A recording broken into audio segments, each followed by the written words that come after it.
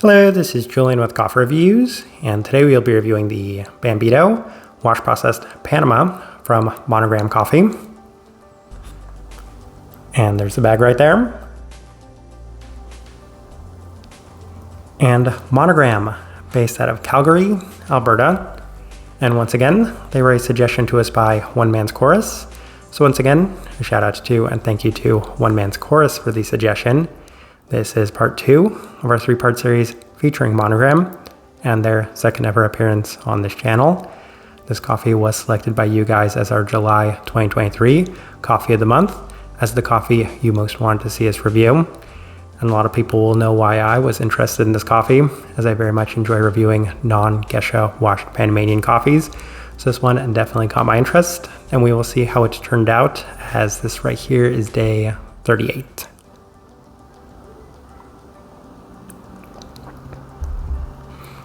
And recipe we went with for this coffee was once again Monogram's recipe, which is a 16:1 water to coffee ratio, brewed at 93 degrees Celsius, about 200 degrees Fahrenheit. And I didn't have too much of a preference in terms of brew method, but if I had to pick between the V60 and the Chemex, I guess there's a slight preference towards the Chemex, but once again, it was pretty equal in terms of which one I preferred. Now, in terms of roast profile with this one, once again, Monogram does seem to roast on the slightly more developed side of that sort of medium light spectrum.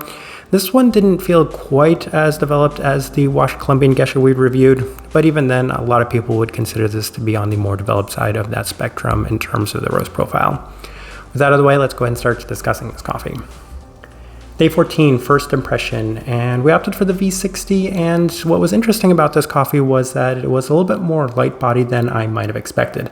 The first thing noticed in addition to that was a citric aspect that was followed by the delicacy of the coffee itself. In addition to that, a bit of a nutty quality was also present with a mild chocolate and a slight caramel, so a lot of classical Central American characteristics to it. But otherwise, it was an okay first impression. Not always the biggest fan of nutty qualities in coffees, but this one right here did seem to offer that in notable abundance, so kind of mixed feelings on that first try. Day 16, this time we opted for the Chemex, and there was a slight bit more life to this coffee today, especially right off brew, as it continued to offer a lot of those Central American characteristics to it, with the nutty chocolate aspect once again, and a lot of nice citric bright components as well. It did settle off well in this kind of slight caramelized sense, and that's something that I was very much enjoying, a little bit more sweetness in general. So a much better day this second time around.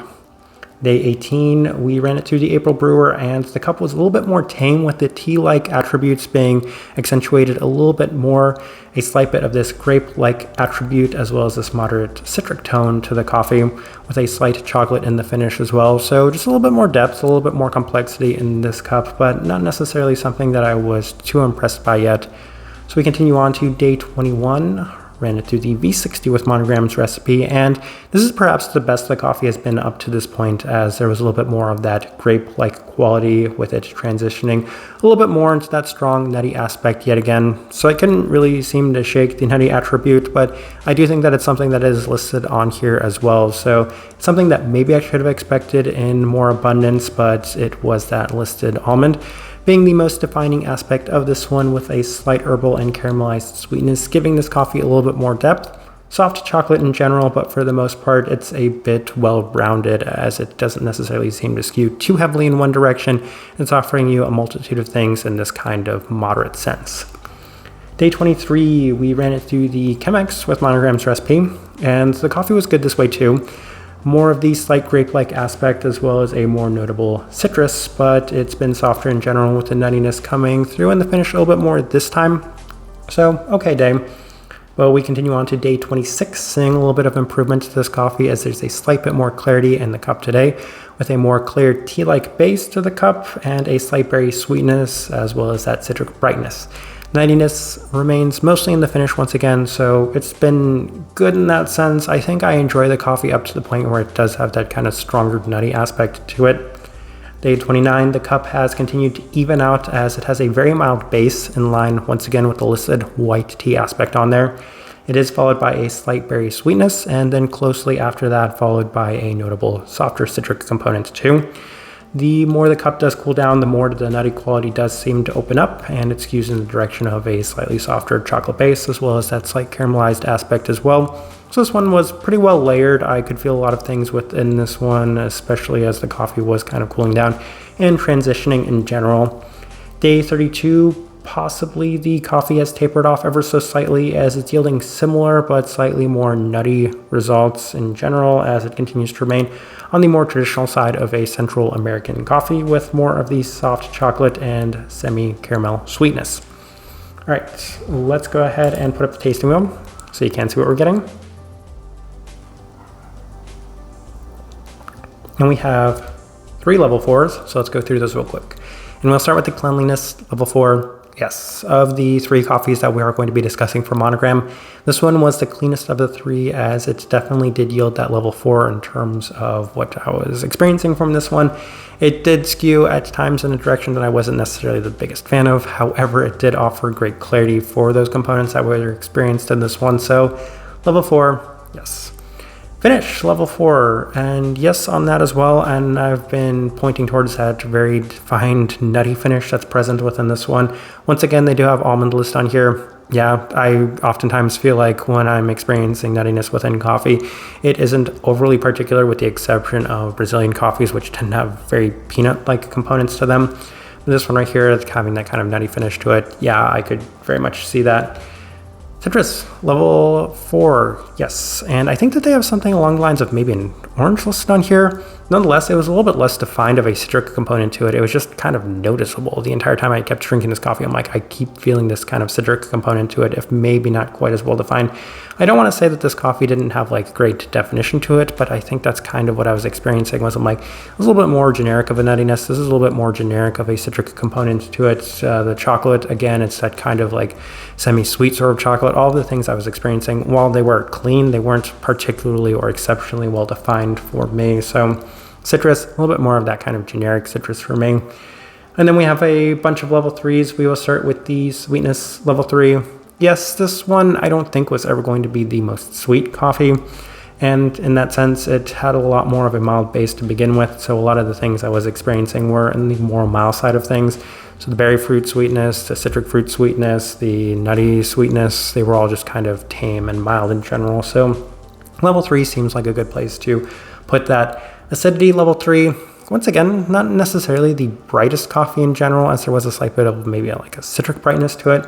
But even then, not to the extent where it justified anything higher than that, kind of mid-range for this tasting wheel. Plurality, level 3. I do think that that might be one of the more underrated components of this one, as it did have that kind of floral chocolate, and that's something I do continue to kind of discuss when it comes to a lot of coffees, is this kind of floral chocolate component to it. It's maybe those higher end chocolate bars that do have like a floral aspect to them. That's the best way I can kind of define this one, as it did seem to have that noticeable abundance to the point where it reached that level 3 mark. Saltiness, level 3. Yes, and that's going to be in line with the generic nuttiness that was present within this one, and that was, once again, one of the more defining factors of this coffee. Grapefruit, level 3. Yes, I could not help but shake the feeling of a grape-like quality, and that's what's funny about this tasting wheel, as I've said that I didn't necessarily feel great definitions to this coffee, with the exception of specific things, that of course being that more mild chocolate and that being that grape-like component to it. It wasn't overly pronounced, but I think that that was one of the more well-defined components within this one. So level 3 seems to work well for me. Savoriness, level 3, that's the kind of tea-like aspect to it, as it had a savory tea component. So white tea, I'm not the biggest tea drinker. It reminded me maybe a little bit more of a darker tea, like a black tea, because it did have that savory attribute to it. So yeah, I'm just going to say level 3, and if they want to go with white tea, sure. I don't know enough of a difference between teas in general to make that own distinction myself. Then I think the last thing worth discussing is the body at the level 2. I think that's kind of what you might expect, is a lighter body. And, well, actually thinking on it, I don't know why it reached that level 2. In theory, I might have expected that to score a little higher. I think when it comes to Panamanian coffees, I just automatically assume that I'm drinking a geisha, since that seems to be the majority of the Panamanian coffees I do review. But once again, I was making this tasting wheel side by side with the other 2 coffees that we did have for Monogram, and this one right here did finish on the lower side of those. So this one was the lightest bodied of those coffees, and it was by a distance very noticeable. So level 2, Again, I might have expected a little bit more. It's not a Gesha, it's a Typica coffee, so I'm not entirely sure why it scored as low as it did, but yeah, lighter bodied coffee in general. But as I am looking at this tasting wheel, I do think it's actually a pretty good representation of what I was getting from this coffee. All right, so my overall thoughts and impressions of this coffee. I oftentimes feel the same way with a lot of non-Gesha Panamanian coffees, and that's that they offer so much potential. And I feel like if there's one thing that was maybe a slight sticking point for me, once again, it was the roast profile of this one, as they do seem to roast in a direction that isn't necessarily working towards my preference. And in addition to that, as I kept drinking this coffee, I honestly did not know what sort of roaster Monogram was using. So I went and I looked, and it was alluring, which I did find to be kind of interesting because it did have a slight caramelized aspect to this one a lot of the time. So that did take me a little bit by surprise. But even then, I feel like maybe a lot of the reason that this coffee turned out to be as mild and tame as it was because, well, once again, it's alluring coffee, and those don't necessarily tend to have the most strong sweetness compared to other coffees that may be roasted in this sort of profile to it. So I'm just kind of wondering what this coffee was capable of, and for me, this one didn't necessarily go in the direction that I was hoping for it to go. But even then, overall, I mean, it's a solid coffee. I still continue to think that Panamanian coffees in general tend to perform better than a lot of their other contemporaries. So if this was the exact same coffee in maybe like Colombia or Peru, then I think I probably enjoyed this one better than if I would have had those exact same versions, the exact same version of this coffee from those origins. Type of person I would suggest this coffee to. I think the first direction I want to start pointing somebody towards for this one is somebody that does like a much more mild coffee in general, as I did allude to that earlier, that this coffee doesn't skew in one specific direction. It did have that nutty quality to it, but even then it's because it was mostly complemented by a lot of other attributes, including a little bit of fruit sweetness, fruit brightness, as well as a much more classic Central American base. I want to continue to emphasize the roast profile of this one, as it did have, again, a little bit more development than I might have been hoping for or wishing for when it comes to these sort of coffees, very much in line with a lot of Canadian coffees in general. But yeah, keep those things in mind, and that's kind of the best direction I can point somebody towards for this one, and the best way I can leave this review.